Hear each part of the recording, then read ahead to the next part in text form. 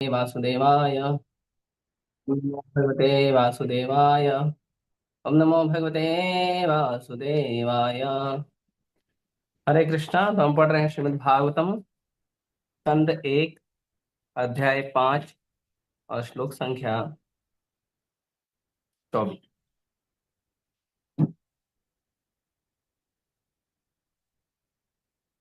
ते ते मयि पेत अखिल चापले अर्भके तान्ते यत्रिक्रीडानके अनुवर्तिनि चक्रुः कृपां यद्यपि तुल्यदर्शना शुश्रूषमाणे मुनयः अल्पभाषिणी ते मय्यापिताखिल चापले अर्भके तान्ते धृता कृणन्नके अनुवर्तनी चक्रुः कृपां यद्यपि तुल्यदर्शिनः शुश्रूषमाणे मुनयो अल्पभाषिणी ते मयि पेताखिल चापले अर्भके दान्ते धृतकृणान्नके अनुवर्तिनि चक्रुः कृपां यद्यपि तुल्यदर्शना शुश्रूषमाणे मुनयो अल्पभाषिणी। पढ़िए।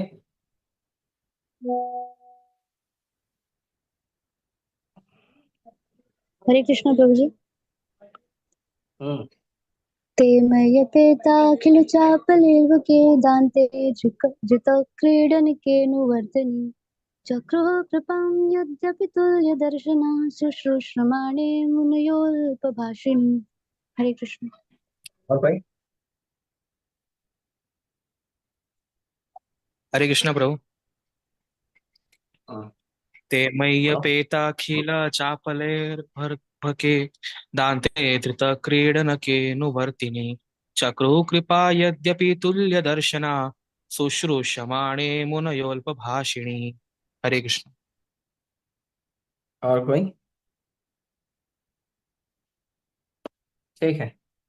शब्दार्थ अनुवाद और तात्पर्य कृष्ण कृपामूर्ति पहचानंद भक्ति वेदांत स्वामी शत्रुपादि और शत्रुपाद की जय। ते वे मैं मुझ में अपेत न भोग कर अखिल सभी प्रकार की चापले रुचियां अर्भ के बालक में दानते इंद्रियों को वश में करके अधृत क्रीड़ा न के खेल कूद की आदतों में अभ्यस्त न होकर अनुवर्तिनी आज्ञाकारी चक्रु प्रदान किया कृपाम अहेतु की कृपा यद्यपि यद्यपि तुल्य दर्शनाः स्वभाव थे निष्पक्ष सुश्रुष्यमाणम श्रद्धावान के प्रति मुनयः वेदांत के अनुयायी मुनिगण अल्प भाषणी मित भाषी कम बोलने वाले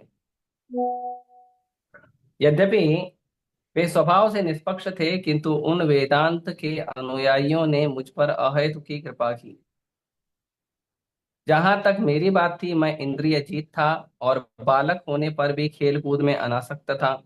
साथ ही मैं चपल न था और कभी भी जरूरत से ज्यादा नहीं बोलता था। मितभाषी था। तात्पर्य भगवत गीता में भगवान कहते हैं कि सारे वेद मेरी खोज कर रहे हैं। भगवान श्री चैतन्य का कहना है कि वेदों के केवल 3 नियम हैं। भगवान के साथ जीवों का संबंध स्थापित करना, भक्ति कर्म करना तथा इस प्रकार से भगवत धाम जाने का परम उद्देश्य प्राप्त करना। इस तरह इन वेदांतवादियों से भगवान के शुद्ध भक्ति के संकेत मिलते हैं। ऐसे वेदांतवादी या भक्ति वेदांत भक्ति के दिव्य ज्ञान का वितरण निष्पक्ष भाव से करते हैं। उनके लिए न तो कोई मित्र है और न कोई शत्रु और न ही अशिक्षित, न कोई विशेष रूप से अनुकूल है न कोई प्रतिकूल। वेदांती जन यह देखते हैं कि लोग सामान्य रूप से झूठी कामोदीपक वस्तुओं में अपना समय गंवाते हैं। उनका कार्य है अज्ञान जनता के भगवान के साथ भूले हुए संबंध को स्थापित करना, पुनः स्थापित करना। ऐसे प्रयास से विस्मृत जीव को भी आध्यात्मिक जीवन का बोध हो जाता है और इस प्रकार भक्ति वेदांतों द्वारा प्रेरित सामान्य लोग धीरे धीरे दिव्य अनुभूति के पथ पर अग्रसर होने लगते हैं। इस प्रकार वेदांतवादियों ने उस बालक को इंद्रिय जीत बनने के लिए पूर्व ही दीक्षित कर लिया था। और वह बचपन के खेल कूद से विरक्त हो गया था। किंतु दीक्षा के पूर्व वह बालक अत्यधिक अनुशासित हो चुका था, क्योंकि इस मार्ग पर चलने वालों के लिए यह अत्यंत आवश्यक है। मानव जीवन के वास्तविक शुभारंभ के समय से वर्णाश्रम धर्म प्रणाली में बालकों को 5 वर्ष की आयु के बाद गुरु आश्रम में ब्रह्मचारी बनने के लिए भेजा जाता है। यहाँ उन्हें ये सारी चीजें नियमित ढंग से सिखाई जाती हैं, चाहे वे सामान्य नागरिकों के पुत्र हों या राजकुमार हों। यह प्रशिक्षण न केवल राज्य में अच्छे नागरिक उत्पन्न करने के निमित्त भी अनिवार्य था, अपितु बालक को भावी जीवन में आध्यात्मिक अनुभूति प्राप्त करने के लिए उसे तैयार करने के लिए भी अनिवार्य था। वर्णाश्रम प्रणाली का पालन करने वाले बालकों को इंद्रिय भोग के उत्तरदायी जीवन का पता ही नहीं रहता था। यहाँ तक कि जब पिता बालक को माता के गर्भ में स्थापित करता था, तो वह भी आध्यात्मिक संस्कार होता था। बालक को भवबंधन से मुक्त कराकर उसे सफलता दिलाना माता पिता का उत्तरदायित्व हुआ करता था। यही सफल परिवार नियोजन की विधि है। इसका उद्देश्य था पूर्ण सफलता के लिए संतान उत्पन्न करना। इंद्रिय जीत हुए बिना, अनुशासित हुए बिना तथा पूर्ण रूप से आज्ञाकारी हुए बिना कोई भी व्यक्ति गुरु के उपदेशों का पालन करने में सफल नहीं हो सकता। ऐसा किए बिना कोई भी व्यक्ति भगवान के धाम को प्राप्त नहीं कर सकता। ओम ज्ञानतिमिरन्धस्य ज्ञानाञ्जनशलाकया चक्षुरुन्मिलितं येन तस्मै श्रीगुरवे नमः। श्रीचैतन्यमनोभीष्टं स्थापितं येन भूतले स्वयं रूपः कदा मह्यं ददाति स्वपदान्तिकम्। वन्देऽहं श्रीगुरो श्रीयुतापदकमलं श्रीगुरून् वैष्णवांश्च श्रीरूपं साग्रजातं सहगण रघुनाथान्वितं तं सजीवम् साद्वैतं सावधूतं परिजनसहितं कृष्णचैतन्यदेवं श्रीराधाकृष्णपादान् सहगण ललिता श्रीविशाखान्तांश नमो विष्णुपादाय कृष्णपृष्ठाय भूतले श्रीमते भक्तिवेदांत स्वामिनिति नामिने। नमस्ते सारस्वते देवे गौरवाणी प्रचारिणे निर्विशेष शून्यवादी पाश्चात्य देशतारिणे। नमो विष्णुपादाय कृष्णपृष्ठाय भूतले श्रीमते भक्ति सिद्धांत सरस्वती इति नामिने। श्रीवासभानवी देवी दयिताय कृपाब्धये कृष्ण संबंध विज्ञान दायिने प्रभवे नमः। माधुर्योज्वल प्रेमाढ्य श्रीरूपानुग भक्तिदा श्री गौर करुणा शक्ति विग्रहाय नमस्ते। नमस्ते गौरवाणी श्रीमूर्तये दीनतारिणे रूपानुग विरुद्धा अपसिद्धांत द्वांत हारिणे। नमो गौरकिशोराय साक्षात् वैराग्यमूर्तये विप्रलम्बरसाम्बोधे पादाम्बुजाय ते नमः। नमो भक्ति विनोदाय सच्चिदानंद नामिने गौरशक्ति स्वरूपाय रूपानुगावराय ते गौराविर्भाव में संदिष्टा सज्जन प्रिय वैष्णव सार्वभौम श्री जगन्नाथाय ते नमः। वाञ्छाकल्पतरुभ्यश्च कृपा सिन्धुभ्येव च पतितानां भावनेभ्यो वैष्णवेभ्यो नमो नमः। नमो महावदन्याय कृष्ण प्रेम प्रदायते कृष्णाय कृष्ण चैतन्य नाम्ने गौतुषे नमः। पंचतत्वात्मकं कृष्णं भक्तरूप स्वरूपकं भक्तवतां भक्ताख्यं नमामि भक्ति शक्तिकं। हे कृष्ण करुणा सिंधु दीनबंधु जगतपते गोपेश गोपिका कांत राधा कांत नमस्ते। जयतां सुरतरो पंगो मम मंद मतिर्गति सर्वस्य पादां भोजो राधा मदन मोहनो दिव्यवृंदारण्य कल्पद्रुमादः श्रीमद्रत्नागार सिंहासनस्थौ श्रीमद्राधा शील गोविंद देवो प्रेष्ठाभिः सेवमानो स्मरामि। श्रीमान् रासरसारम्भी वंशीवट्तटे स्थितः कर्षन् वेणुस्वनैर्गोपी गोपीनाथाय श्रीस्तुनः। तप्तकाञ्चन गौराङ्गी राधे वृन्दावनेश्वरी वृषभानुसुते देवी प्रणमामि हरिप्रिये। जय श्री कृष्ण चैतन्य प्रभु नित्यानंद श्री अद्वैत गदाधर शिवासादि गौर भक्तवृंद। हरे कृष्णा कृष्णा कृष्णा हरे हरे हरे राम राम राम हरे।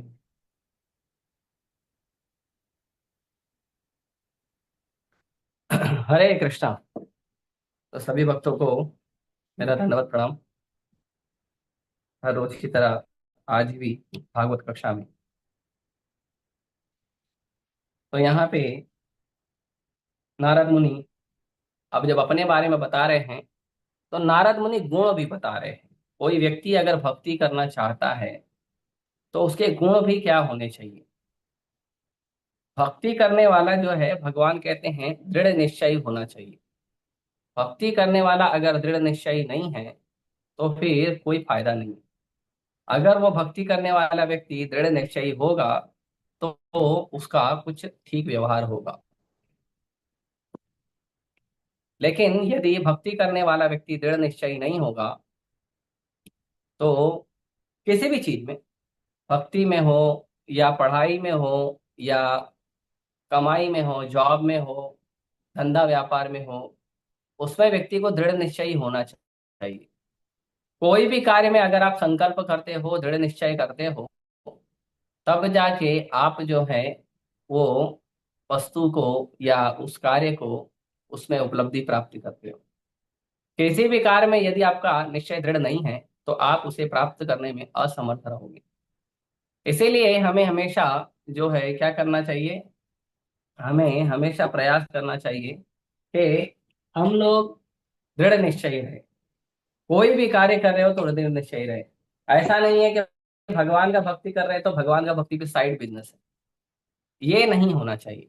भगवान का भक्ति भी कर रहे हैं तो बहुत सीरियस कार्य कर रहे हैं। सबसे पहले तो हमें खुद पे भरोसा होना चाहिए कि हम जो कार्य कर रहे हैं वो कार्य साधारण नहीं है, इंपॉर्टेंट है, क्योंकि मैं इंपॉर्टेंट।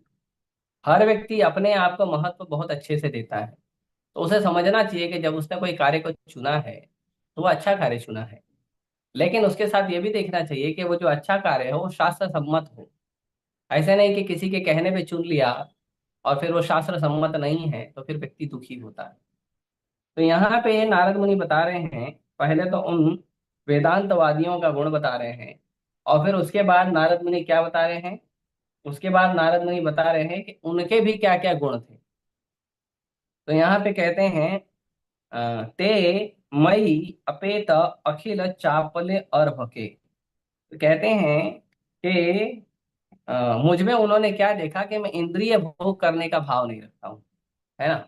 मैं कभी भी इंद्रिय भोग करने का भाव नहीं रखता हूँ। मैं क्या करता हूँ, मैं भगवान की सेवा का भाव रखता हूँ, इंद्रिय भोग का भाव नहीं रखता हूँ।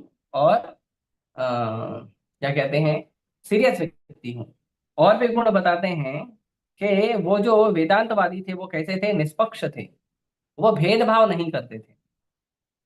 यहाँ पे हमें ये सीखना चाहिए कि ये जो भेदभाव वाला जो भाव है, जो कहा जाता है कि ब्राह्मण क्षत्रिय वैश्य शूद्र ब्रह्मचारी गृहस्थ वानप्रस्थ संन्यास, या उसके अलावा भी जो भेदभाव की बात की जाती है, तो ये जो भेदभाव होता है ये भेदभाव किस हिसाब से होता है, ये कभी भी वर्ण के और आश्रम के अनुसार नहीं होता है। और कभी भी वर्ण या आश्रम के अनुसार भेदभाव नहीं करना चाहिए। ये वर्णाश्रम व्यवस्था बनाई गई है लोगों को भक्ति में और भौतिक चीजों में उन्नति के लिए। वर्णाश्रम व्यवस्था इसलिए नहीं बनाई गई है कि लोग भेदभाव करें। जैसे आज के समय पे अभी लोग कहते हैं कि भेदभाव था, पहले के समय भेदभाव था। चलो अगर मैं मान भी लूं कि पहले के समय भेदभाव था, जो वेदों के लोग जो हैं जो भक्ति वगैरह करते हैं वो भेदभाव कर रहे थे, तो अभी क्यों भेदभाव है? क्यों अमीर और गरीब का भेदभाव है? क्यों काले और गोरे का भेदभाव है? हाँ, क्यों लंबे और नाटे का भेदभाव है? कोई क्यों पतले और मोटे का भेदभाव है? अभी भेदभाव क्यों है? पहले अगर भेदभाव था, चलो आप कहते हो, लोग कहते हैं, हम मान लेते हैं कि चलो ठीक है एक प्रकार से हो सकता है, लेकिन अभी क्यों भेदभाव है? अभी तो भेदभाव नहीं होना चाहिए। तो भेदभाव पहले नहीं था, भेदभाव आया बाद में, जब कलयुग धीरे धीरे अपनी चरम अवस्था पे धीरे धीरे ऊपर गया, तब जाके कलयुग जब अपने अनर्थों को, लोगों के हृदय के अनर्थों को जब बढ़ाने लगा, तब जाके भेदभाव शुरू हुआ। भेदभाव पहले नहीं होता था, पहले सबको स्वीकार किया। और खास करके जो साधु होते हैं, साधु तो वो एक मति होते हैं, साधु भेदभाव नहीं करते हैं। भगवान कहते हैं समोहम सर्वभूतेषु, तो भगवान के भक्त भी होने चाहिए समोहम सर्वभूतेषु। यदि कोई व्यक्ति कहता है मैं समोहम सर्वभूतेषु नहीं हूं तो वो भक्त नहीं है। हाँ, लेकिन मैनेजमेंट के लेवल पर अगर हमको कोई मैनेजमेंट करना है, अगर हमें कोई अनुशासन को स्थापित करना है, तो उसके लिए हमें बाहरी रूप से हम थोड़ा भेदभाव करते हैं, लेकिन उसका मतलब नहीं है कि हम सबसे भेदभाव कर रहे हैं। जो सिद्धांत है, सिद्धांत के आधार पे किसी से भेदभाव नहीं किया जाता। सिद्धांत के अनुसार सभी को समान रूप दिया जाता है। सिद्धांत में किसी के साथ कोई भेदभाव नहीं करना चाहिए। हर व्यक्ति को भगवान कृष्ण की भक्ति मिलनी चाहिए, यस, सबको मिलनी चाहिए। हर व्यक्ति को भगवान कृष्ण की भक्ति की सुविधा मिलनी चाहिए, यस, सबको मिलनी चाहिए। कोई भी व्यक्ति उससे क्या कहते हैं, वंचित नहीं रहना चाहिए। कोई भी व्यक्ति भगवान की भक्ति, क्यों भगवान की भक्ति से लोग वंचित नहीं रहना चाहिए, उसका एक छोटा सा उदाहरण है कि एक छोटा सा कारण है कि लोग संसार में आए ही हैं इसी कारण से। मनुष्य शरीर को प्राप्त करने का एकमात्र प्रयोजन यही है कि हमें भगवान की भक्ति प्राप्त करना है। ये मनुष्य शरीर नाम का ये जो मशीन प्राप्त हुआ है, ये मशीन का उद्देश्य ही एकमात्र है, आत्म साक्षात्कार की यात्रा। यदि मनुष्य शरीर प्राप्त करके कोई व्यक्ति आत्म साक्षात्कार का प्रयास नहीं करता है, तो उसने इस मशीन का गलत उपयोग किया है, फिर उसको खराब मशीन दी जाती है। जैसे एक उदाहरण देते हैं आप। एक बार एक व्यक्ति जो है पायलट की ट्रेनिंग ले रहा था। पायलट की ट्रेनिंग, जो प्लेन उड़ाते हैं, तो पायलट की ट्रेनिंग ले रहा था वो। तो जब वो पायलट की ट्रेनिंग ले रहा था, तो उसने बहुत अच्छे से, मेहनत से, लगन से उसने पायलट की ट्रेनिंग लिया। फिर उसके बाद जब वो सारा एग्जाम पास हो गया, तो उसको पहला प्लेन उड़ाने के लिए दिया गया कि आप ये लीजिए, ये आपके जीवन का पहला प्लेन है, इसको अच्छे से उड़ाइए, भगवान को प्रार्थना करिए और अच्छे से प्लेन को उड़ाइए। तो वो प्लेन में बैठ गया। प्लेन का समय हो गया, प्लेन को शुरू किया, प्लेन रनवे पे चलना शुरू हो गया, और प्लेन बहुत देरी तक रनवे पे ही चल रहा है। और वो प्लेन जो है ना, एयरपोर्ट के अंदर ही गोल गोल गोल गोल गोल गोल घूम रहा है। तो लोग दुखी हो गए। तो लोगों ने क्या, जो वहां का जो सिस्टम था, वो सिस्टम के लोगों ने क्या किया, सारा सिस्टम चेक करने का प्रयास किया कि कहीं टेक्निकल इशू तो नहीं हो गया है। तो प्लेन के अंदर जो टेक्निकल इशू सॉल्व करने वाले होते हैं, प्लेन के बाहर जो कंट्रोल रूम में होते हैं, सब लोगों ने बहुत अच्छे से मेहनत की ये चेक करने का कि प्लेन में कहीं कोई गड़बड़ी तो नहीं हो गई है, प्लेन उड़ नहीं रहा, उड़ान नहीं भर रहा है। तो उन्होंने देखा सारा सिस्टम परफेक्ट है, सिस्टम में कोई गड़बड़ी नहीं है। तो फिर उन्होंने क्या किया, पायलट को कॉल किया कंट्रोल रूम से, और पायलट को पूछा क्या हुआ, हमारी तरफ से तो सिस्टम ओके दिखा रहा है, तुम प्लेन को ऊपर क्यों नहीं लेके जा रहे हो, रनवे पे क्यों घुमा रहे हो। तो पायलट ने कहा प्लेन में कोई प्रॉब्लम नहीं है, एक्चुअली मुझे ये एयरपोर्ट बहुत अच्छा लगता है, तो मैं ये एयरपोर्ट से बाहर जाना ही नहीं चाहता हूँ, तो इसीलिए मैं प्लेन को बाहर उड़ा ही नहीं रहा हूँ। तो मैनेजमेंट ने क्या किया, मैनेजमेंट का एक काम करिए, आप प्लेन से बाहर आइए, क्योंकि उसमें बहुत सारे यात्री बैठे थे। उन्होंने कहा आप प्लेन से बाहर आइए। उन्होंने क्या किया, दूसरे पायलट को भेजा जो प्लेन उड़ाता था, उसको बोले प्लेन लीजिए और प्लेन को टेक ऑफ करिए। तो उसने प्लेन को लिया और प्लेन को टेक ऑफ कर दिया। फिर इसने बोला अच्छा ठीक है, मेरे लिए क्या आ गया है। तो उन्होंने कहा कि देखो, ये जो एयरपोर्ट है ना, ये एयरपोर्ट के अंदर एक गाड़ी है जो एयरपोर्ट के अंदर ही घूमती है, एयरपोर्ट के बाहर कभी नहीं जाती। आप एक काम करो, आप उस गाड़ी के ड्राइवर बन जाओ। तो उसने मेहनत की प्लेन उड़ाने की, उसको मौका मिला प्लेन उड़ाने का, लेकिन उससे वो मौका छीन लिया गया और उसे एक साधारण से गाड़ी का उसको ड्राइवर बना दिया। क्यों? क्योंकि उसे बाहर निकलने की इच्छा ही नहीं थी। तो ये जो मनुष्य शरीर हमें प्राप्त हुआ है, ये टेक ऑफ के लिए हुआ है। ये हमारे संसार के इंद्रिय तृप्ति के जालों में बंद कर रहने रहकर बार बार गोल गोल घूमने के लिए नहीं मिला है मनुष्य शरीर। वो उसके लिए बहुत सारा शरीर है, उसके लिए पशु का, पक्षी का, कीड़ा मकोड़े का, जलचर, उभयचर, नभचर, गगनचर, इतने सारे अलग अलग पशु पक्षी का उसके लिए जीवन है। लेकिन मनुष्य शरीर जो है वो प्लेन है, take off, go back to godhead, भगवान के धाम जाइए, उसके लिए मनुष्य शरीर दिया गया है। मनुष्य शरीर आपको इंद्रिय तृप्ति के लिए नहीं दिया गया, इंद्रिय तृप्ति से त्याग के लिए दिया गया है। मनुष्य शरीर आपको दिया गया है कि आप भगवान की सेवा का प्रैक्टिस करिए, और भगवान की सेवा का प्रैक्टिस करके आप यहां से चले जाइए, निकल जाइए, शुद्ध हो जाइए, अपने इंद्रियों के विषय से इंद्रियों को अलग कीजिए, और इंद्रियों को इंद्रियों के स्वामी भगवान ऋषिकेश की सेवा में लगाइए।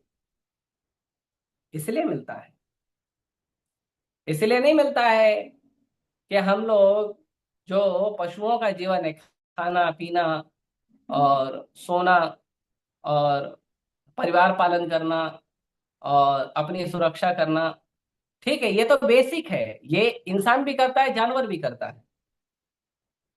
लेकिन इसके आगे और एक काम करना है, और वो है अपने पुरुषार्थ को, पंचम पुरुषार्थ को पूरा करना। चार पुरुषार्थ होते हैं, धर्म अर्थ काम मोक्ष, ये चार पुरुषार्थ होते हैं। पंचम पुरुषार्थ होता है भगवान के भक्ति को प्राप्त करना, भगवान से प्रेममयी भक्ति को प्राप्त करना।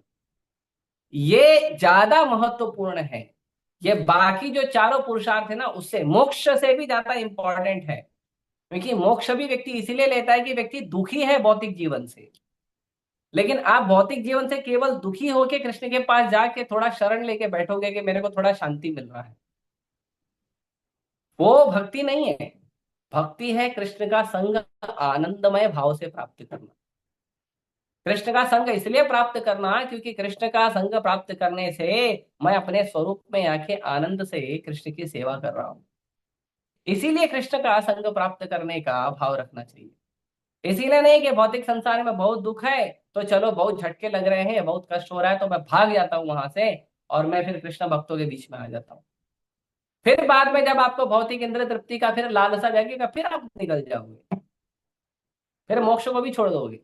नहीं, मोक्ष भी नहीं चाहिए, वापस थोड़ा घूम के आता हूँ। तो यहाँ पे नारद मुनि कह रहे हैं कि जो अ, साधु थे वो पहले तो साधु निष्पक्ष थे, साधु हर व्यक्ति को भगवान की भक्ति देने का भाव रखते हैं। तो यहाँ पे तात्पर्य में प्रभुपाद जी भगवान चैतन्य महाप्रभु के शब्दों को उपयोग करके कह रहे हैं कि ने कहा है कि वेदों के केवल तीन विषय हैं।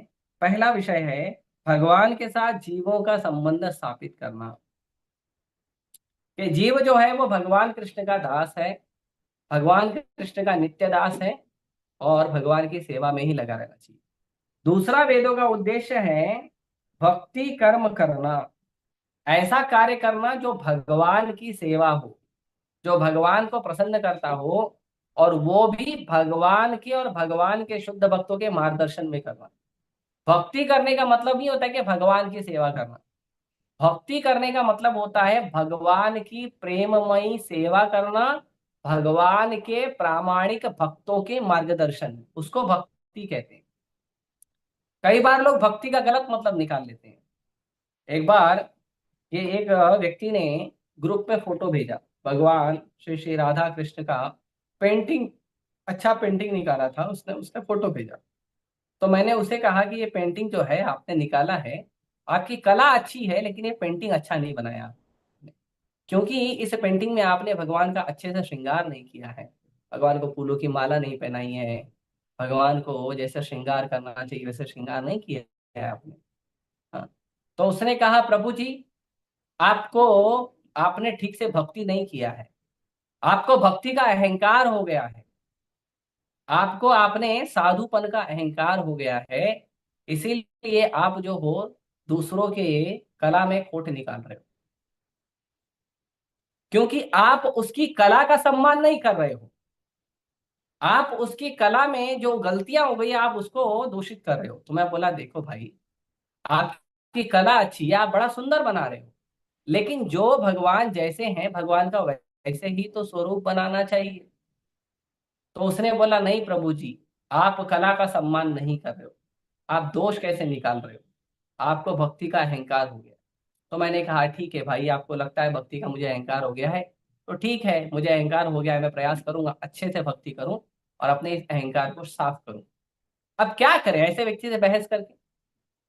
जब भगवान का आप फोटो बना रहे हो, भगवान के विग्रह को आप घर में रखे हो, तो अच्छे से सेवा करना चाहिए ना। ठीक है, भगवान अपराध नहीं लेते हैं, लेकिन कम से कम हम तो अच्छे से सेवा करें। आप घर में जगन्नाथ बलदेव सुभद्रा लेके आए हो, आपको रोज रोज अच्छे से समय नहीं मिलता है टाइम देने का, आप गौर निताई को लेके आओ, अच्छे से समय नहीं मिलता है, कोई बात नहीं, 2 दिन 3 दिन में एक बार करिए, लेकिन अच्छे से करिए। समय निकाल कर ठीक से श्रृंगार करिए भगवान का, ठीक से सेवा करिए भगवान का। भगवान आपके भाव और प्रेम को चाहते हैं। तो कई बार लोग जो हैं वो ऐसा कहते हैं कि आप जो हो, आप भावना को नहीं समझ रहे हो। भक्ति भावना का विषय नहीं है, उसको मनोकल्पना कहते हैं। जो भावना है, भावना को मनोकल्पना कहते हैं। भक्ति तत्व का विषय है, भक्ति सिद्धांत का विषय है। तत्व क्या कहता है, सिद्धांत क्या कहता है, शास्त्र क्या कहता है, भगवान के शुद्ध प्रामाणिक भक्तों का मार्गदर्शन क्या कहता है, भक्ति उसका विषय है। इसीलिए भक्ति कर्म करना, और इस तरह वेदांतवादियों से भगवान के शुद्ध भक्ति के संकेत मिलते हैं नहीं। हाँ, और इस प्रकार से भगवत धाम जाने का परम उद्देश्य प्राप्त करना, भक्ति करना, और भक्ति करने के साथ साथ क्या करना, भगवान के धाम जाने के उद्देश्य को पूरा करना। हमें संसार में क्यों आए हैं, संसार छोड़ने के लिए। हमें संसार में संसार भोगने के लिए नहीं आए हैं, क्योंकि संसार भोगने के लिए हम कभी पशु के योनि में आते हैं, कभी पक्षी के योनि में आते हैं, कभी कीड़े मकोड़ों की योनि में आते हैं, कभी राक्षस की योनि में आते हैं, कभी देवता, कभी किन्नर, कभी गदाधर, कभी विद्याधर। बहुत योनि में आते हैं, लेकिन मनुष्य योनि में हम संसार में आते हैं संसार छोड़ने के लिए, संसार भोगने के लिए नहीं। क्योंकि केवल मनुष्य योनि में ही ऐसी सुविधा भगवान ने दी है कि आप भक्ति का प्रयास करके वैराग्य का जीवन को प्रैक्टिस करके आप भगवान के धाम जा सकते। अगर आप भगवान की भक्ति को अगर नहीं करते हैं, अगर आप भगवान की भक्ति का प्रयास नहीं करते हैं मनुष्य जीवन को प्राप्त करके, तो फिर आप ठीक से इस मनुष्य शरीर का उपयोग नहीं करते हैं। आपको भगवान की भक्ति करने के लिए क्या कहते हैं, आपको अपने शरीर का सही उपयोग करने का मतलब है कि भगवान की भक्ति करने के लिए आपका सारा प्रयास होना चाहिए, और भगवान की भक्ति प्रेममय तरीके से कैसे हो उसका प्रयास करना चाहिए। अब प्रेममय में भी यही बात है कि आपको भावना के लेवल पे जाके प्रेममय नहीं करना है।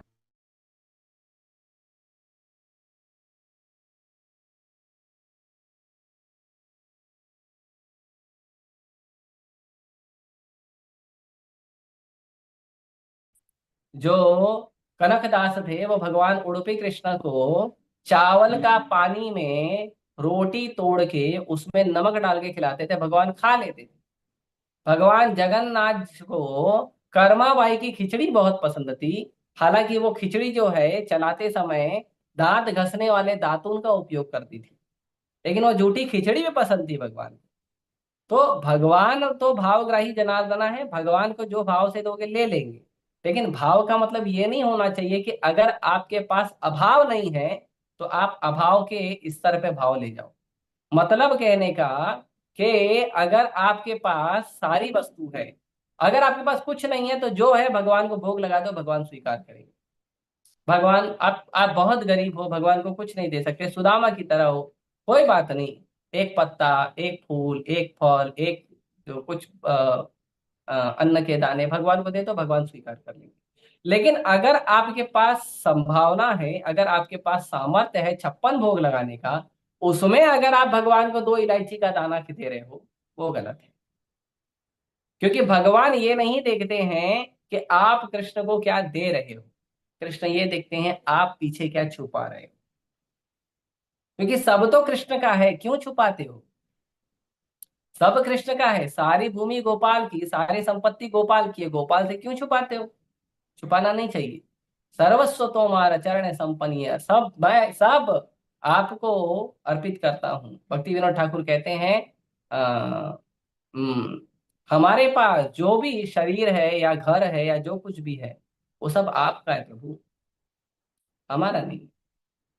तो हमें ये प्रयास करना चाहिए कि भक्ति का मतलब होता है प्रेममय, और प्रेममय का मतलब होता है भगवान के भक्तों के मार्गदर्शन में अपने सामर्थ्य के अनुसार अच्छे से सेवा करना, उत्तम सेवा करना, उसको कहते हैं। ठीक है। तो यहाँ पे इसके लिए आगे कहते हैं, वेदांतवादियों से भगवान के शुद्ध भक्ति के संकेत मिलते हैं। ऐसे वेदांतवादी या भक्ति वेदांत भक्ति के दिव्य ज्ञान का वितरण निष्पक्ष भाव से करते हैं। भगवान के जो भक्त हैं वो ये नहीं देखते हैं कि कौन ब्राह्मण है, कौन क्षत्रिय है, कौन वैश्य है, कौन शूद्र है, कौन चांडाल है, कौन कुणांद्र है, कौन कौन हिंद है, कौन कौन कुनंद है, पुलकशा है। भगवान के भक्त ये सब नहीं देखते हैं। भगवान के भक्त क्या देखते हैं? भगवान के भक्त देखते हैं कि यदि ये व्यक्ति भगवान की सेवा में लग सके तो बहुत उत्तम है, और उसको भगवान के भक्त भक्ति का ट्रेनिंग देते हैं, उसको भगवान के भक्त सहयोग करते हैं कि वो भगवान के भक्त। भगवान के भक्त चाहते हैं कि हर जीव भगवान से जुड़े, चाहे वो कितना भी पुण्यकारी हो, चाहे कितना भी पतित हो। प्रभुपाद जी को एक बार मुंबई में कुछ भक्तों ने कहा, भक्तों ने नहीं, रिपोर्टर वगैरह आए थे, तो रिपोर्टर लोग ने कहा कि तुम्हारा मंदिर तो अमीर लोगों का मंदिर है, गरीबों को तुम्हारे मंदिर में एंट्री नहीं है। तो प्रभुपाद जी ने बोला बड़ी अजीब बात है। प्रभुपाद जी ने उसको पूछा, मंदिर के बाहर बोर्ड लगा है क्या कि इस्कॉन में केवल अमीरों को एंट्री है, गरीबों को नहीं है? बोला नहीं, बोर्ड तो नहीं लगा है, लेकिन हम आपके मंदिर में देखते हैं कि अमीर लोग ज्यादा आते हैं, गरीब लोग नहीं आते हैं। तो प्रभुपाद जी ने कहा, गरीब लोग नहीं आते हैं, हम तो किसी को पाबंदी दिए नहीं है, सबको एंट्री है, सबको फ्री प्रसाद है, सबको फ्री दर्शन है, तो हमने तो किसी को एंट्री बंद नहीं की है, तो उनको आना चाहिए। तो कहते हैं नहीं, आप जाइए और उनको लेकर आइए। प्रभुपाद जी बोले, अरे बाबा, मैं सुविधा देने का काम कर सकता हूँ, सुविधा लेने के लिए लोगों को आना भी तो चाहिए ना। तो बोला नहीं नहीं, आप उनके एरिया में जाइए, उन गरीबों को पकड़ के लेके आइए। तो प्रभुपाद जी बोले, तुम उनकी इतनी वकालत कर रहे हो, उनके इतने बड़े वकील हो, तुम लेके आ जाओ उनको, मैं मना नहीं करूंगा। तो कई बार लोग है ना भक्तों पे दोष लगाते हैं, वो गरीब है इसके लिए उसको कृपा किया, वो अमीर है इसके लिए उसको कृपा किया, वो सुंदर है इसके लिए उसको कृपा किया, वो बदसूरत है इसके लिए उसको कृपा किया। नहीं, ये आपका दृष्टिकोण है। जैसे कई बार लोग भगवान पे दोष लगाते हैं कि अर्जुन जो है भगवान का फ्रेंड था, इसीलिए भगवान ने अर्जुन को हर जगह सपोर्ट किया, और कर्ण जो था वो दासी पुत्र था, सूत पुत्र था, इसके लिए भगवान ने उसको सपोर्ट नहीं किया। अरे भगवान तो जानते थे ना कि कर्ण कुंती पुत्र है, भगवान तो जानते थे कि कर्ण जो है वो युधिष्ठिर का बड़ा भाई है, भगवान से क्या छुपा है। तो भगवान के लिए तो कर्ण पहले होगा, अर्जुन बाद में होगा ना। लेकिन कर्ण असुर था, और ठीक है असुर था तो भी कोई प्रॉब्लम नहीं, असुर तो प्रहलाद महाराज भी थे, असुर तो बलि महाराज भी थे, लेकिन उन्होंने भक्तिमय कार्य किया, वो महाजन बन गए। भीष्म पितामह कौरवों के साइड से लड़ाई लड़के भी महाजन बन गए, कौरवों के पक्ष में लड़ाई लड़े, भीष्म पितामह को मारने के लिए भगवान ने आदेश दिया, लेकिन फिर भी भीष्म पितामह जो है महाजन है, भक्ति के अधिकारी है। तो भगवान निष्पक्ष होते हैं, भगवान के भक्त निष्पक्ष होते हैं। सबको भक्ति देना, भक्ति का समान रूप से सबको अ, अवसर देना, सबको अवसर उपलब्ध कराना, ये भक्तों का कार्य है, भगवान का कार्य। उसमें जो व्यक्ति आगे बढ़ना चाहता है हम उसको आगे बढ़ाते हैं, अब वो अमीर हो, गरीब हो, गोरा हो, काला हो, सुंदर हो, बदसूरत हो, उससे हमें क्या लेना देना, उससे हमें कोई लेना देना नहीं। इसीलिए सबको प्रयास करना चाहिए भक्ति में आगे बढ़ाने का। इसके लिए भगवान के जो भक्त हैं वो विशेष रूप से क्या क्या होते हैं? निष्पक्ष भाव से, समोहम सर्वभूतेषु, सभी को वो समान भाव से देखते हैं, और सभी को समान भाव से भगवान और भगवान के भक्त जो हैं भक्ति का कृपा करते हैं। इसीलिए कहते हैं उनके लिए ना तो कोई मित्र है, ना कोई शत्रु, ना कोई शिक्षित है, ना कोई अशिक्षित, ना कोई विशेष रूप से अनुकूल है, ना कोई विशेष रूप से प्रतिकूल है, कोई नियम ही नहीं है। पढ़ा लिखा है, अनपढ़ है, वेद पढ़ा हुआ है, नहीं पढ़ा हुआ, कोई नियम नहीं है उसके लिए। उसके लिए एक ही नियम है, भगवान की भक्ति करना चाहते हो, हरे कृष्ण मंत्र जप करना चाहते हो, शास्त्रों को पढ़ना चाहते हो, प्रभुपाद जी को फॉलो करोगे, 4 नियम पालन करोगे, 16 माला जप लो, वेरी गुड, ठीक है चलो आगे। कोई नियम नहीं है, वो कैसा होगा क्या होगा कोई नियम नहीं। हम्म। इसके लिए भक्ति वेदांती जन यह देखते हैं कि लोग सामान्य रूप से झूठी कामोदीपक वस्तुओं में समय गंवाते हैं, उनका कार्य है अज्ञानी जनता के भगवान के साथ भूले हुए संबंध को पुनः स्थापित करना। ये कार्य है भगवान के भक्तों का, कि जो संसार के लोग हैं, वो चाहे अमीर हो चाहे गरीब हो, वो क्या है, वो भोग विलास में लगे हुए हैं। उनको भोग विलास से बाहर निकाल के भगवान की सेवा में लगाना, ये काम भगवान के भक्तों का। भगवान के भक्तों का ये काम नहीं है, मैं बीमार पड़ गया हूं तो मेरा इलाज कर दो, मैं मेरे घर में विवाह नहीं हो रहा है तो मेरे को हेल्प करा दो, हमारे घर में बेटे का विवाह नहीं हो रहा, उसमें हेल्प करा दो। और फिर उसके बाद भगवान के भक्तों का ये सब काम नहीं होता है, घर नहीं मिल रहा है, गाड़ी नहीं मिल रही है। मुझे एक माता जी कह रही थी कि प्रभु जी, हमारे स्टूडेंट की माँ है, वो कह रही थी, प्रभु जी अगर आप भगवान को आप प्रार्थना करो कि भगवान अगर मुझे अपना एक घर दिला देंगे ना तो मैं भक्ति करूंगी। तो मैंने कहा मैं ये प्रार्थना कभी नहीं करूंगी। क्यों करूं? जब आपको भगवान की भक्ति शुरू करने का इतना कंडीशन है, तो भगवान का भक्ति करोगे तो कितना परेशान करोगे। तो मैं प्रयास करूंगा, मैं प्रार्थना करूंगा भगवान से कि आपका भक्ति बढ़े, आपका भक्ति में रुचि आई, ये प्रार्थना करूंगा। मैं ये प्रार्थना नहीं करूंगा कि भगवान रिश्वत दे और फिर तुम भक्ति करो। ये क्या बात हो गई? ऑब्वियसली भगवान दयालु हैं, भगवान आपकी इच्छा जानते हैं। अगर आपको भक्ति लिए अनुकूल है तो जो सुविधा चाहिए कृष्ण दे सकते हैं, कृष्ण समर्थ है। लेकिन यदि आप के भक्ति में जो वस्तु आप मांग रहे हो वो प्रतिकूल है तो कृष्ण कभी नहीं देंगे। इसीलिए भक्तों का ये सब काम नहीं है कि संसार के लोगों को भौतिक वस्तु प्राप्त हो, किसी का बीमारी ठीक हो जाए, किसी का लड़का लड़की का शादी हो जाए, किसी को घर मिल जाए, गाड़ी मिल जाए, बंगला मिल जाए, बाइक मिल जाए, बच्चों का पढ़ाई अच्छे से हो जाए। कुछ माता जी लोग आती हैं, और माता जी प्रभु जी कुछ लोग आते हैं, वो बोलते हैं कि प्रभु जी हमारा बच्चा ठीक से पढ़ाई नहीं करा, जरा इसको समझाओ। अब हम क्या समझाएं? बताइए क्या समझाएं? तो हम उनको कहते हैं देखो आप हरे कृष्ण मंत्र जप करो, पढ़ाई में मन लगेगा। और क्या कर सकते हैं? अरे अगर बच्चा माँ बाप का बेटा होके माँ बाप का नहीं सुन रहा है, हमारा कैसे सुनेगा? तो माँ बाप को तो ट्रेनिंग देना चाहिए ना उसका। तो कई बार लोग ये सब करते हैं। तो भक्तों का इन सब चीजों में रुचि, भक्तों का केवल एक ही काम है, जीव कैसे भगवान से वापस जुड़े, जीव भगवान की भक्ति वापस कैसे शुरू करे, जीव का भगवान से प्रेम संबंध वापस कैसे स्थापित हो, ये भगवान के भक्त। उसके लिए जो जरूरत पड़े भक्त देता है। लेकिन अगर आप भगवान की भक्ति नहीं कर रहे हो, भगवान के अनुरक्त नहीं हो रहे हो, तो भगवान के भक्त का कोई दूसरा काम नहीं। हम्म? तो इसीलिए भगवान संसार के अज्ञानी लोगों को भगवान के पास ले जाने का काम जो है वो भक्त करते हैं। ऐसे प्रयास से विस्मित जीव को भी आध्यात्मिक जीवन बोध हो जाता है, और इस प्रकार भक्ति वेदांतों द्वारा प्रेरित सामान्य लोग धीरे धीरे दिव्य अनुभूति के पथ पर अग्रसर होने लगते हैं। तो जब भक्त भगवान के भक्त इस तरह प्रसार करते हैं, हरिनाम करते हैं, कीर्तन करते हैं, भगवान के भक्त जब लेक्चर देते हैं, तो धीरे धीरे लोगों की जो प्रवृत्ति है वो भक्ति भक्ति में लगती है, और प्रसाद खिलाते हैं तो लोगों को अच्छा लगता है और लोग आते हैं भगवान की भक्ति को करने के लिए। तो इस तरह कह रहे हैं कि वेदांतवादियों ने बालक को इंद्रिय जीत बनने के लिए पहले ही दीक्षित कर दिया था, और बचपन से ही खेल कूद से विरक्त था। तो देखिए कई बार क्या होता है कि माता पिता कहते हैं कि जो बच्चा है, अरे छोटा है, खेलेगा नहीं तो क्या करेगा, खेलने तो बेचारे को, अच्छी बात है। छोटा बच्चा है, बच्चों को खेल कूद में मन लगाना चाहिए, खेल कूद करने से उसका शरीर मजबूत होता है। पर 24 घंटा खेल कूद करेगा? क्यों? माँ बाप है, क्योंकि माँ बाप को भी टीवी देखना है, माँ बाप को भी अपना काम करना है। अब आजकल के समय पे माँ बाप तो खुद चले जाते हैं जॉब करने के लिए, बच्चा दिन भर क्या करेगा? बच्चे के ऊपर नजर कौन रखेगा, बच्चा सही काम क्या कर रहा है, गलत काम क्या कर रहा है?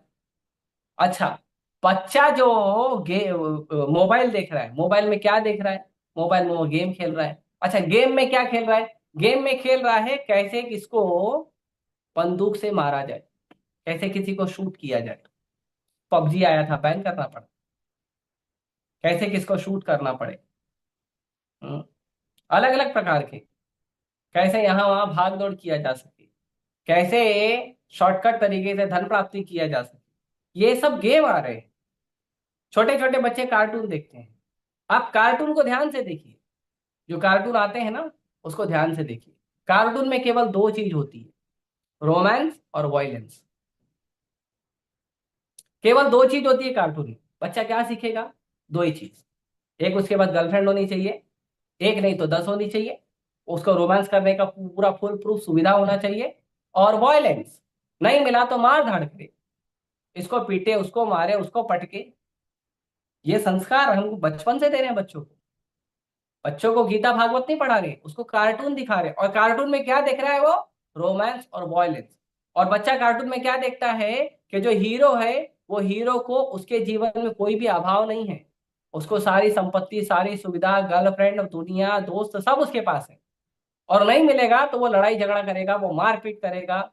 ये सब उसको सिखाया जाता है। कार्टून देखता है बच्चा, कार्टून में ये सब देखता है। और फिर बाद में बच्चा जब बड़ा होता है तो माँ बाप बोलते हैं देखो, बच्चा हमारी बात नहीं सुनता है, बच्चा घर में झगड़ा करता है, बच्चा मारपीट करता है, पता नहीं कहाँ कहाँ बच्चे का चक्कर चल रहा है। वो गलती आपकी है, आपने क्या दिखाया उसको?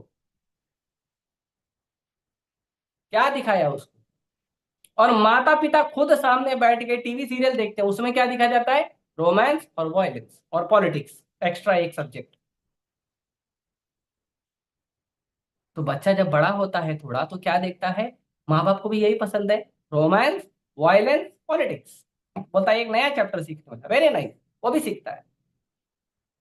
फिर वो क्या करता है? अपने जीवन में हर जगह यही तीन चीज करता है, romance, violence, politics. Romance, violence, politics. और हम बोलते बच्चा खराब हो रहा है, हमने तो ऐसी शिक्षा नहीं दी थी, हमारे माँ बाप ने ऐसी शिक्षा नहीं दी थी, बच्चा ऐसा खराब क्यों हो रहा है? ध्यान दो, बच्चा क्या देख रहा है, क्या सुन रहा है, किसका संग कर रहा है। तो बहुत महत्वपूर्ण है। बच्चा खेल कूद में लगे, अच्छी बात है, खेल कूद करने से शरीर मजबूत होता है। लेकिन खेल कूद से विरक्त होकर यदि वो भगवान का भजन करता है, वो उससे ज्यादा महत्व। प्रभुपाद जी कहते हैं विग्रह सेवा से ज्यादा महत्वपूर्ण है बच्चों की सेवा करना। आप भगवान के विग्रह की सेवा एक बार नहीं करोगे चलेगा, लेकिन बच्चों का अच्छे से पालन करके बच्चों को कृष्ण भक्त बनाइए। बच्चों को कृष्ण भक्त बनाना बहुत बड़ी सेवा है। ये सेवा आजकल लोग नहीं कर रहे हैं। और जो व्यक्ति भक्ति में आगे बढ़ना चाहता है उसके अंदर भी ये भाव होना चाहिए। क्या होना चाहिए? खेल कूद से उसको विरक्ति होनी चाहिए। टाइम पास नहीं करना चाहिए उसको, टाइम वेस्ट नहीं करना चाहिए। यहाँ वहां टाइम वेस्ट कर रहे हैं, खेलने चले गया, मूवी चले गया, सिनेमा चले गया, घूमने चले गया। ये क्या है?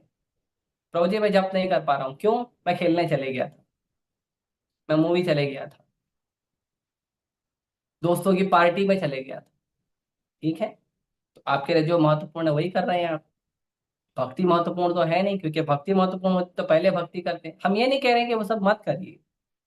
ऑब्वियसली सिनेमा वगैरह तो बिल्कुल नहीं जाना चाहिए, सिनेमा नहीं जाना चाहिए, टीवी नहीं देखना चाहिए, सीरियल्स नहीं देखने चाहिए, वो तो बिल्कुल नहीं देखना चाहिए। कार्टून नहीं देखने चाहिए। खेलकूद करना है तो थोड़ा फिजिकल एक्टिविटी करिए। और बाहर नहीं जा रहे हो तो घर पे ही एक्सरसाइज करिए। शरीर को चुस्त दुरुस्त रखिए, मजबूत रखिए। लेकिन ज्यादा समय बर्बाद नहीं करना चाहिए। तो यहाँ पे नारद मुनि कहते हैं कि मेरा खेल कूद में रुचि नहीं था, खेल कूद में रुचि नहीं था, और इंद्रिय भोग का रुचि नहीं था। हाँ। हाँ। शिक्षा के पूर्व वह बालक अत्यधिक अनुशासित हो चुका था, क्योंकि इस मार्ग पर चलने वाले के लिए यह अत्यंत आवश्यक है। मानव जीवन के वास्तविक शुभारंभ के समय से वर्णाश्रम धर्म प्रणाली में बालकों को 5 वर्ष की आयु के बाद पूर्व आश्रम में ब्रह्मचारी बनने के लिए भेज दिया जाता था, जहां उन्हें ये सारी चीजें नियमित ढंग से सिखाई जाती थी। तो जो शिष्य का मतलब होता है जो शासन में रहता है, डिसाइपल का मतलब होता है जो डिसिप्लिन में रहता है। आजकल अगर किसी भक्त को कह दिया जाए प्रभु जी धोती कुर्ता पहन के आया करो, माता जी साड़ी पहन के आया करो, सूट सलवार पहन के आया करो, बुरा लग जाता है। प्रभु जी हम माला कर रहे हैं, भक्ति कर रहे हैं, आप हमको क्या ज्ञान दे रहे हो? ये सब क्या करने के लिए बोल रहे हो? अरे भक्ति तो कर रहे हैं ना। तो माता जी और प्रभु जी, आपके कपड़े से भी आपकी चेतना पे प्रभाव पड़ता है। और अनुशासन है, कभी किसी को कह दिया जाए जल्दी सोइए, जल्दी उठिए, सही समय पर प्रसाद लीजिए, सुबह जल्दी उठकर जप करने का प्रयास करिए। प्रभु जी, आपको मालूम नहीं मेरे घर की परिस्थिति, मेरा परिस्थिति ऐसा है, वैसा है, वैसा है, और आप हमको इतना मत बताइए। आप बोल रहे हो ना सोना माला करने, हम करते हैं। आप बोल रहे हो 4 नियम पालन करने, हम करते हैं। बहुत बहुत धन्यवाद, आपका बहुत बहुत धन्यवाद कि आप ऐसा करते हो। लेकिन अगर आप अनुशासन में नहीं रहोगे तो कैसे आगे बढ़ोगे? रेलवे में जाते हैं तो रेलवे का अनुशासन पालन करते हैं, एयरपोर्ट पे जाते हैं तो एयरपोर्ट का अनुशासन पालन करते हैं, सड़क पर फुटपाथ पे चलते हैं तो वहां का अनुशासन पालन करते हैं। अगर आपके पास बाइक है, कार है, तो आप सिग्नल का, ट्रैफिक सिग्नल का अनुशासन पालन करते हैं। भारत में रह रहे हैं तो भारत के नागरिक होने का अनुशासन पालन कर रहे हैं। लेकिन भक्ति में आपको कोई अनुशासन पालन नहीं करना है। भक्ति आपको अपने मर्जी से करना है, कैसे चलेगा? भक्ति में भी अनुशासन होना चाहिए। कब खाना है, कब पीना है, कब सोना है, कब उठना है। हाँ, भगवान की सेवा कैसी करनी है, कपड़े कैसे पहनने हैं, तिलक कैसे लगाना है, कंठी कैसे धारण करना है, हर चीज का अनुशासन होना चाहिए। और अगर आपको नहीं पता है तो पूछना चाहिए यार। प्रभुपाद जी ने शुरुआत में जिन लोगों को हरे कृष्ण महामंत्र जप करने के लिए दिया, उनको बोला आप ये माला लो और जप करो हरे कृष्ण महामंत्र, और भेज दिया। उनको कोई नियम कानून कुछ नहीं बताया। तो उन लोगों ने कहा ठीक है, वो लोग चले गए। वो लोग चले गए, 2 3 4 दिन वो लोग जप किए। जप करने के बाद आए और प्रभुपाद जी को बोले कि स्वामी जी, इसके लिए कुछ नियम भी पालन करने पड़ेंगे क्या? तो प्रभुपाद जी बोले हाँ, नियम तो पालन करना, और मैं सोच रहा था कौन आके पूछेगा। क्योंकि अनुशासन जरूरी है, डिसिप्लिन जरूरी है। बिना अनुशासन के, बिना डिसिप्लिन के आप डिसाइपल और शिष्य नहीं बन सकते। शिष्य मतलब शासन होना चाहिए गुरु का। गुरु का शासन आप स्वीकार नहीं कर रहे हो तो आप कभी शिष्य बनने लायक नहीं हो। आप अगर कह रहे हो कि मेरा गुरु मेरे को प्रेम से बात करे, मेरा गुरु मुझे लाड़ दुलार करे, मैं गुरु का फेवरेट शिष्य बनूं, दुलारा शिष्य बनूं, प्यारा शिष्य बनूं, तो आपको गुरु नहीं चाहिए। आपको कोई व्यक्ति ऐसा चाहिए जो आपके इमोशन को दिन रात जो है प्रेम करे, आपके इमोशन का रिस्पेक्ट करे, और आपको आपके इमोशन के अनुसार ही आपको चीजें सिखाए। आपको गुरु नहीं चाहिए, क्योंकि गुरु मतलब जहां जरूरत है वहां बोलेंगे जरूर, सही हो या गलत। तो अनुशासन होना चाहिए। तो यहाँ पे नारद मुनि कहते हैं पहले से अनुशासित थे। नारद मुनि अनुशासित थे, उनका खेल में रुचि नहीं था, और वो इंद्रिय तृप्ति से दूर थे। ये 3 गुण जो है ये बहुत बड़े गुण हैं एक भक्त को भक्ति करने के लिए, और बहुत ही बेसिक गुण हैं किसी भी व्यक्ति को भक्ति में तेजी से आगे बढ़ने के लिए। पहला, इंद्रिय भोग की लालसा नहीं होना। दूसरा, खेल कूद या टाइम पास करने का विचार नहीं होना। और तीसरा, अपने गुरु के शासन में रहने का प्रयास करना। हमारे गुरु हम पर शासन करें, इस बात की खुशी होनी चाहिए, दुख नहीं होना चाहिए। हमारे गुरु हम पर शासन करना चाहिए। जिसका गुरु शासन नहीं करता है शिष्य पे, शिष्य बड़ा अभागा है। क्यों? क्योंकि गुरु को पता है थोड़ा सा भी डांटूंगा भाग जाएगा छोड़ के, तो नहीं करते, उसको शासन नहीं करते। उसको प्रेम से ठीक है, ये कोई बात नहीं, करो ये भी करो, कोई बात नहीं ये भी कर लो, कोई बात नहीं ये भी कर लो, क्या करेंगे? जो गुरु अपने शिष्य के गलती को सुधारने के लिए उसको शासन नहीं करता है, शासन करने का मतलब नहीं है कि एकदम हिटलर बन जाए, गंदी गंदी गाली दे, हर समय गुस्सा करे, शिष्य जब आए तो हमेशा उस शिष्य को गुस्सा करे, क्रोधी नजरों से देखे, वो शासन नहीं। शासन का मतलब होता है जहां जरूरत है वहां पे उसे मार्गदर्शन, जहां मार्गदर्शन में थोड़ा सख्त होना है सख्त होए, जहां नम्र हो रहा है वहां नम्र हो, लेकिन अनुशासन तो होना चाहिए। तो प्रेम भी होना चाहिए और थोड़ा सख्त भी होना चाहिए। गुरु को दोनों चीजें करना है। कभी कभी शिष्य की इच्छा होती है मेरे ये करने की इच्छा है, ये चीजें बहुत मुझे बहुत पसंद है, गुरु को शिष्य को समझाना चाहिए। और अगर ना सुने तो थोड़ा सा शिष्य पे सख्ती भी दिखानी चाहिए, थोड़ी कठोरता दिखानी चाहिए कि नहीं नहीं आपको करना ही पड़ेगा, ऐसा नहीं करेंगे तो अच्छी बात नहीं है। तो अनुशासन में रहना, एक शिष्य के लिए अनुशासन में रहना किसी भी जीवन के लिए, कोई भी जीवन के लिए सफलता का उद्देश्य है, कोई भी जीवन के लिए। इसीलिए अनुशासन में रहना बहुत चाहिए, और इसके लिए हमें अनुशासन में रहें और हमें अनुशासन में रखा जाए, इसकी खुशी होनी चाहिए। आगे कहते हैं, मानव जीवन के वास्तविक शुभारंभ के समय से वर्णाश्रम धर्म प्रणाली में बालकों को 5 वर्ष की आयु से गुरु के आश्रम में भेजा जाता है। तो जब बच्चा 5 साल का हो जाता है ना, तो हो गया उसका खेल कूद। अब उसको सेवा में लगाना चाहिए, अब उसको सिखाना चाहिए कुकिंग कैसा करना है, घर का झाड़ू पोछा कैसे करना है, घर के बाकी काम कैसे करना है। धीरे धीरे उनको सेवा में लगाना चाहिए। ये नहीं 20 साल का हो गया घर में बैठ के वीडियो गेम खेल रहा है, ये क्या है? बेटा कहाँ है? क्रिकेट खेलने गया है। कितना टाइम से समय से खेल रहा है? 5 घंटे से खेल रहा है। जाइए, व्यायाम करना जरूरी है, एक्सरसाइज करना जरूरी है, खेल कूद का 1 घंटा करके आ जाइए, आधा घंटा करके आ जाइए। बाकी समय घर के काम सीखिए। और घर के काम सीखने में केवल स्त्री नहीं, पुरुषों का भी उतना ही योगदान है। ऐसा नहीं है कि घर का काम केवल स्त्रियों को सीखना चाहिए। पुरुष को भूख लगेगा तो क्या करेगा? पुरुष को भूख लगेगा तो क्या करेगा? उसको भी तो कुकिंग आनी चाहिए। कुकिंग आनी चाहिए, घर का काम आना चाहिए। अब मान लो माताएं हैं, कहीं बाहर चले गई हैं किसी काम से, और पुरुष घर में अकेला है, झाड़ू पोछा करने नहीं आता है उसको, बर्तन धोने नहीं आता है, कुकिंग करने नहीं आता है, क्या करेगा? जोमेटो का सहारा लेके तो खाना तो खा लेगा, लेकिन घर एकदम कबाड़ की तरह बना के रखेगा। अब सफाई का उसको भी तो भान होना चाहिए, उसको भी तो बुद्धि होना चाहिए, अनुशासन का भान होना चाहिए। तो हर चीज सामाजिक बुद्धि का भान होना चाहिए, वो उसको भी तो होना चाहिए। तो स्त्री हो या पुरुष हो, स्त्री हो या पुरुष हो, सबको सेवा में लगाना चाहिए। 5 साल 6 साल हो गया, लगाओ घर के काम में। घर के काम में सबको, स्त्री हो पुरुष हो, सबको लगाओ, सबको ट्रेनिंग दो। ये करना चाहिए। क्यों? गुरुकुल में यही किया जाता है। गुरुकुल में गणित सिखाया जाता था, विज्ञान सिखाया जाता था, इतिहास सिखाया जाता था, सैन्य शास्त्र सिखाया जाता था, कई सारे शास्त्र सिखाए जाते थे। लेकिन उसके साथ साथ ये भी सिखाते थे, जाके लकड़ी लेके आओ, गोबर का कंडा बनाओ, गाय का दूध निकालो, आश्रम में सबके लिए कुकिंग करो, झाड़ू पोछा लगाओ, गुरु का सेवा करो, गुरु माँ का सेवा करो। ये सब सिखाया जाता है, पूरा ट्रेनिंग देकर भेजते हैं आश्रम में। उसी को कहते हैं ब्रह्मचारी आश्रम। ये सब पूरा ट्रेनिंग लेता है वो, कैसे सारे कार्य करने। और इसके लिए कहते हैं ये सारी चीजें नियमित ढंग से सिखाई जाती थी, चाहे वो नागरिकों का पुत्र हो या राजकुमार हो, कोई भेद नहीं है। चाहे वो भगवान कृष्ण हो, चाहे वो श्रीदामा सुदामा मधुमंगल हो। ऑब्वियसली वो वृंदावन में थे, लेकिन सुदामा और कृष्ण तो उज्जैन में गए थे पढ़ाई करने के लिए भगवान कृष्ण के साथ। सुदामा बहुत गरीब थे, और कृष्ण राजकुमार के बेटे, राजा के बेटे राजकुमार थे। लेकिन दोनों का प्रशिक्षण समान था, दोनों का प्रशिक्षण अलग नहीं था।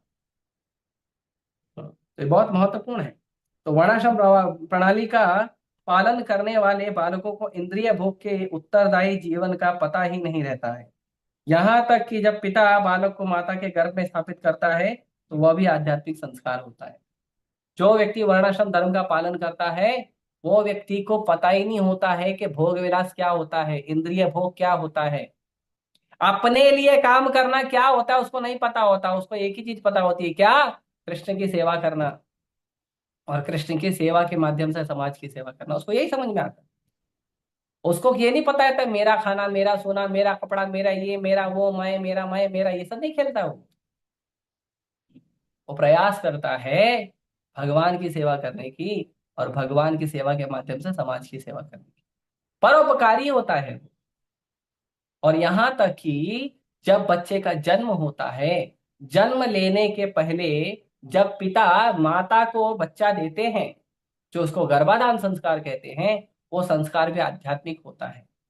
आजकल गर्भाधान संस्कार अपने मर्जी से होता है, कहीं भी कोई भी परिस्थिति में लोग कर देते हैं, कोई विचार नहीं होता है।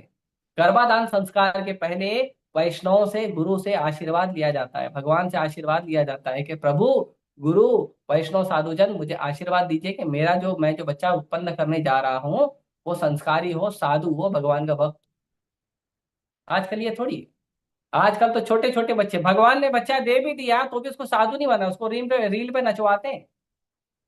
छोटे छोटे बच्चों को रील पे नचवा रहे हैं, बच्चों को गाली देना सिखा रहे हैं, बच्चों को मार धाड़ करना सिखा रहे हैं, बच्चों को डायलॉग बाजी करना सिखा रहे हैं, क्या क्या सिखा रहे हैं।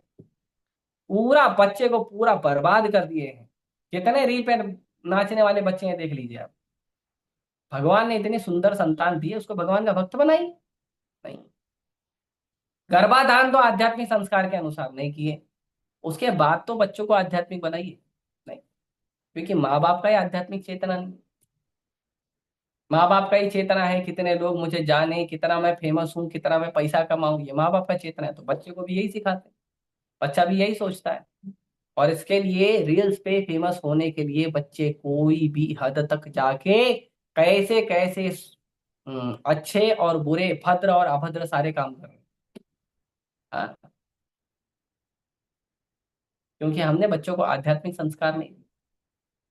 हमने बच्चों को बताया नहीं तुम्हारे जीवन का उद्देश्य क्या है, तुम्हारे जीवन में इतनी सारी जो कलाएं हैं, कार्य है, उनका उद्देश्य क्या, हमने नहीं सिखाया बच्चों को। बच्चे एकदम फंसे रहते। हाँ, आगे देखिए। बालक को भवबंधन से मुक्त कराकर उसे सफलता दिलाना माता पिता का उत्तरदायित्व तो हुआ करता था। यही सफल परिवार का यही सफल परिवार नियोजन की विधि है। इसका उद्देश्य था पूर्ण सफलता के लिए संतान उत्पन्न करना। इंद्रिय जीत हुए बिना, अनुशासित हुए बिना, पूर्ण रूप से आज्ञाकारी हुए बिना कोई भी व्यक्ति गुरु के उपदेशों का पालन करने में सफल नहीं हो सकता। ऐसा किए बिना कोई भी व्यक्ति भगवत धाम नहीं जा सकता। तो ये माता पिता का कर्तव्य है कि उनके बच्चे जो हैं वो भगवान के भक्त बने, भगवान के सेवक बने, गुरु के सेवक बने, साधु के सेवक बने, भगवान की सेवा के माध्यम से समाज की सेवा करें, अपने चरित्र को उत्तम बनाएं, आध्यात्मिक बनाएं। ये माँ बाप का उत्तरदायित्व है कि अपने बच्चों को ऐसा बनाएं। भगवान ऋषभ देव कहते हैं, माँ मत बनो, पिता मत बनो, मित्र मत बनो, पति पत्नी मत बनो, गुरु मत बनो। अगर आप अपने ऊपर निर्भर व्यक्ति को भगवान के धाम नहीं ले जा सकते हो तो मत बनो।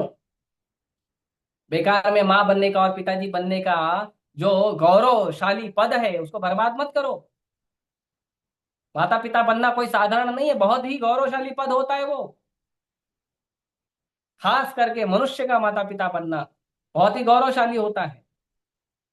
क्योंकि बच्चे को जन्म तो बाकी जानवर भी दे देते हैं, कुत्ता बिल्ली भेड़ बकरी भी जन्म दे देते हैं, चिड़िया कौवा भी जन्म दे देते हैं बच्चों को, वो बड़ी बात नहीं है। माता पिता बनना बड़ी बात है। बड़ी बात है कि बच्चों को संस्कार दिए जाए। बड़ी बात है कि बच्चों को भगवान की भक्ति में दीक्षा दी जाए, भगवान की भक्ति की शिक्षा दी जाए, बच्चों को संस्कारी बनाया जाए। ये बड़ी बात है। क्यों? तो आगे कहते हैं प्रभुपाद जी कि यदि कोई इंद्रिय जीत न हो, इंद्रिय जीत मतलब भोग विलास की इच्छा नहीं छोड़ा हो, अनुशासित हुए बिना, वो अनुशासन में नहीं रहना चाहता हो, और पूर्ण रूप से आज्ञाकारी हुए बिना। और अगर वो पूर्ण रूप से आज्ञाकारी नहीं है, तीन चीज। पहला, इंद्रिय जीत होना। इंद्रिय जीत होना मतलब इंद्रिय भोग की विचारों से दूर होना। दूसरा, अनुशासन का पालन करना। और तीसरा, पूर्ण रूप से आज्ञाकारी होना। अगर ये तीन चीज नहीं है तो प्रभुपाद जी बहुत ही स्पष्ट बोलते हैं कि कोई भी व्यक्ति गुरु के उपदेशों को पालन करने में समर्थ सफल नहीं होगा। अगर आपने ये तीन चीज आपने अपने जीवन में नहीं लाई है तो आप कभी भी अपने गुरु के उपदेशों को पालन करने में सफल नहीं होंगे। और अगर गुरु का उपदेश पालन नहीं करेंगे तो भगवत धाम जाना कैंसल, भगवान के धाम नहीं जा पाएंगे। ठीक है, तो मैं यहीं रोकता हूँ, लेट हो गया है। किसी का कोई प्रश्न है तो पूछ सकते हैं। हरे कृष्ण।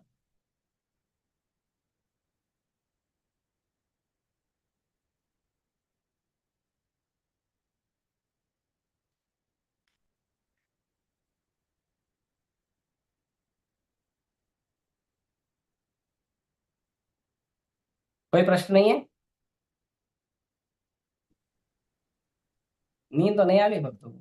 हाँ। एक बार का स्वागत करता हूँ और इस वीडियो में मैं बात करूंगा। आप बहुत सारे लोगों ने सवाल पूछा है कि मुझे आईबीएस हो गया है, मुझे कॉन्स्टिपेशन रहता है, मुझे गैस आपका आवाज नहीं दे रहा है। एसिडिटी रहती है। आपने कहा कि मिस्टर वर्मा आप पेट के ऊपर कुछ वीडियो बना। आपकी आवाज ठीक से सुनाई दे रही है प्रभु जी, आप अपनी आवाज को ठीक से बोलिए, मोबाइल के पास, माइक के पास आके बोलिए, फिर हम उत्तर देंगे।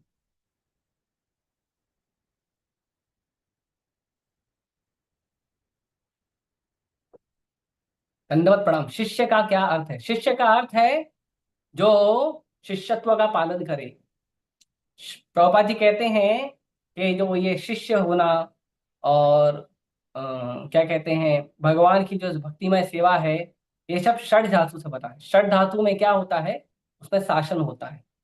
तो शिष्य का मतलब होता है जो गुरु के शासन में, गुरु के मार्गदर्शन में सेवा करे। अपने मर्जी से सेवा करने को शिष्य नहीं कहते।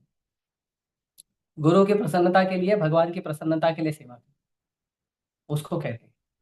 शिष्य का मतलब नहीं होता है कि कोई व्यक्ति जो अ, अ, गुरु के शासन को नहीं स्वीकार कर रहा है, गुरु ने कुछ बोला है लेकिन अपनी मर्जी से कार्य कर रहा है, उसको शिष्य नहीं बोलते। ठीक है, ओके। और किसी ने एक चैट में प्रश्न पूछा है, ठीक है। हरे कृष्णा प्रभु जी। हाँ, एक मिनट माता जी, बोलिए। प्रभु जी, आपने शिष्य का अर्थ बताया, तो डिसाइपल का क्या मतलब था, जो अनुशासन में रहे खाली? डिसाइपल मतलब डिसिप्लिन, नहीं तो शिष्य तो अनुशासन जैसे, तो है ना। नहीं, मैं थोड़ा सा कंफ्यूज हूँ, थोड़ा सा डिफरेंस। डिसाइपल मतलब डिसिप्लिन, शिष्य मतलब शासन। अगर अनुशासन में नहीं रहेगा तो शिष्य कैसे बनेगा, डिसिप्लिन में नहीं रहेगा तो डिसाइपल कैसे बनेगा। और अनुशासन और जो डिसिप्लिन है वो शास्त्रों के अनुसार होना चाहिए। मैंने इसलिए बोला ना, अपने मन मर्जी से क्रोध करना, गुस्सा करना, इसको अनुशासन नहीं बोलते हैं। गुरु का मतलब है शिष्य को प्रेम पूर्वक सिखाए, और यदि जहां कहीं जरूरत पड़े तो शिष्य को अनुशासन दे, करेक्शन दे। गुरु प्रेम पूर्वक ही सिखाते हैं, लेकिन कभी कभी जरूरत पड़ती है तो गुरु अनुशासन करते हैं, है ना। ठीक है, जी अगला धन्यवाद। प्रश्न। अगला प्रश्न है, प्रणाम, आपने लास्ट में 3 इंपॉर्टेंट चीजें बताई थी, वो फिर से एक बार रिपीट कर दीजिए। ओके, तो पहली चीज है उसमें, 3 इंपॉर्टेंट चीज में पहली चीज है कि भोग विलास का जीवन न करें, मतलब इंद्रिय जीत बने, इंद्रियों की तुष्टि के लिए, इंद्रिय तृप्ति के लिए कार्य न करें, पहला। दूसरा चीज उसमें बताया गया है कि अनुशासन में रहें, जो भी गुरु आपको अनुशासन में रखते हैं अनुशासन में रहिए। और तीसरा व्यक्ति वस्तु बताया गया है, पूरी तरह से आज्ञाकारी बने। ये 3 चीज है, अनुशासन में रहना चाहिए, आज्ञाकारी बनना चाहिए, और इंद्रिय जीत होना चाहिए, इंद्रियों का दास नहीं होना चाहिए, इंद्रियों का स्वामी। ये 3 चीज है। अगर ऐसा नहीं करते हो तो आप कितना भी प्रयास कर लो, गुरु महाराज गुरु महाराज गुरु महाराज कर लो, गुरु की आज्ञा का पालन नहीं कर पाओगे आप जाके गुरु को बार बार बोलोगे कि गुरु महाराज आपने आज्ञा दी है, मैं पालन करने का प्रयास कर रहा हूं, लेकिन पालन हो नहीं पा रहा है, क्योंकि होगा ही नहीं अगर ये 3 चीज आपके अंदर नहीं है। हाँ, तो इसीलिए, और अगर गुरु की आज्ञा पालन नहीं करोगे तो भगवान के धाम कैसे जाओगे, धाम तो गुरु ले जाएंगे ना। तो ऐसा है, ठीक है। और कोई प्रश्न।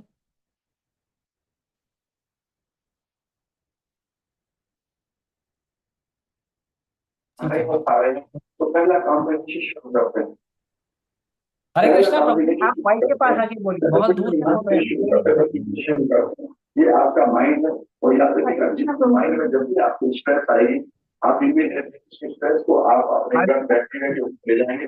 कभी गट बैकग्राउंड में जो आवाज आ रहा है ना वो ठीक नहीं आ रहा है। आपको पहले तो मेडिकल साइंस नहीं मानती थी, आपको ये एमडी डॉक्टर से मैं बात करता हूँ, उन्होंने कहा हमने भी मानना शुरू कर दिया कि हमारी आंखों में जो फोर्थ लेवल गट बैक्टीरिया जिसको हम माइक्रोबियोम कहते हैं, प्रभु जी, जैसे वही टीवी चल रही है, और हम उनको भी ये हाँ, हमने नेगलेक्ट किया हुआ ये है। कोई हमको टीवी या रिकॉर्डर चल रहा है, वो लोग बीमारी की बातें कर रहे हैं। ठीक है, ऑफ कर दीजिए, उनको म्यूट कर दीजिए। ठीक है, किसी का प्रश्न नहीं है, हम रुकते हैं। ग्रंथराज श्रीमद् भागवतम की जय, श्री प्रभुपाद की जय। हरे कृष्ण।